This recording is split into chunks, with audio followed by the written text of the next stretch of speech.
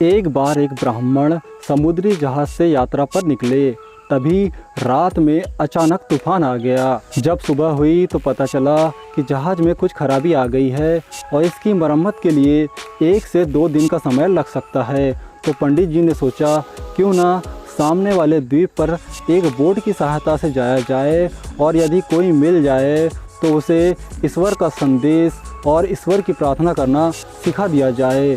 तो वह जहाज़ के कैप्टन से इजाज़त लेते हुए एक छोटी बोट की सहायता से इस द्वीप पर जाते हैं। वह कुछ देर टहलते हैं, तभी वहाँ रह रहे 3 द्वीपवासी उन्हें मिलते हैं। पंडित जी उनसे कुछ बातें करते हैं और उनसे पूछते हैं कि क्या आप भगवान पे विश्वास करते हैं। तो वह तीनों बोलते हैं हाँ। तभी पंडित जी उनसे पूछते हैं कि आप ईश्वर की आराधना कैसे करते हैं। तभी वह बोलते हैं कि हम अपने दोनों हाथों को ऊपर उठाते हैं और बोलते हैं हे ईश्वर, हम आपके हैं और आपको याद करते हैं, आप भी हमें याद रखना।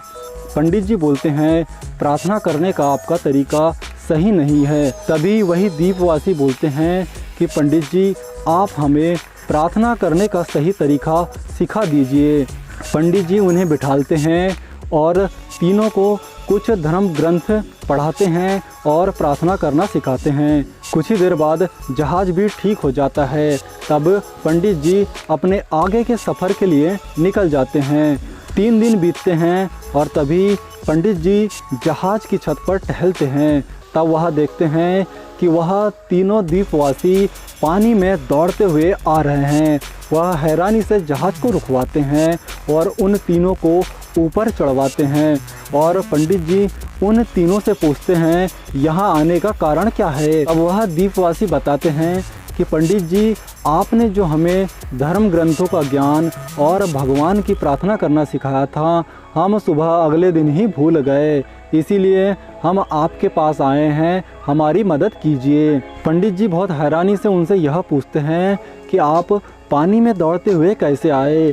तब वह बताते हैं कि हम समुद्र के पास किनारे में खड़े हुए और आपके पास जल्दी पहुंचना चाहते थे। ईश्वर से प्रार्थना की, हे ईश्वर, दौड़ तो हम लेंगे, बस हमें गिरने मत देना। और यह कह के हम दौड़ पड़े। पंडित जी उनकी बातें सुनकर बहुत हैरान होते हैं और उन्हें प्रणाम करते हुए कहते हैं आपकी प्रार्थना और आपका भगवान के प्रति विश्वास धन्य है।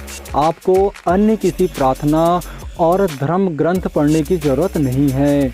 दोस्तों, यह कथा हमें यह शिक्षा देती है कि हम जो भी कार्य कर रहे हैं उसमें हमारा अटूट विश्वास होना चाहिए।